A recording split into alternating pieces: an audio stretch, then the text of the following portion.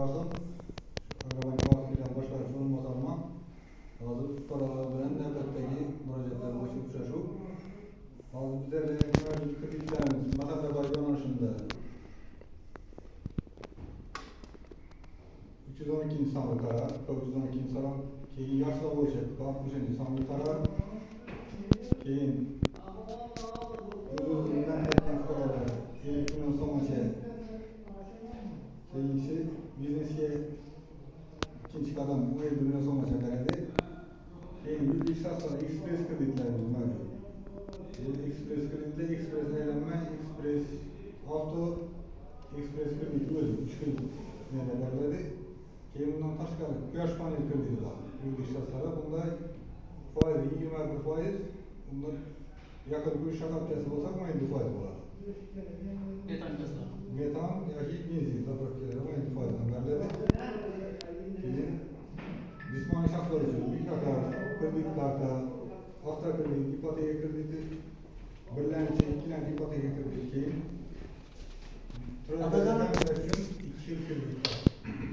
Yeşil ipoteka var, onun 20%'dan keyisi teminleşme yolu var. 20%99 var, bu da 17 verildi. Hazır, kreditler şu, sağ olursa.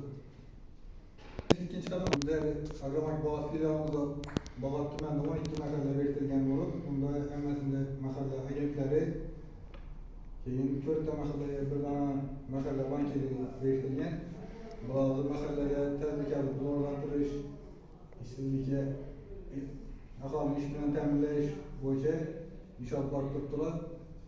Mahallelerde abi, bular mahalle bankerin tepsiyesi bilen mahalle layıkası Elikten sonra bu müddet yeşil, takıntıda olsa 23%'dan, böyle 25%, takıntıda 2% imtiyaz var.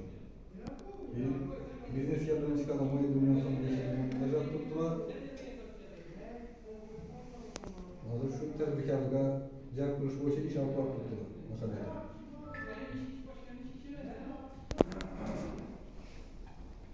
Sağlamlık olsa, müracaat olsa eder size.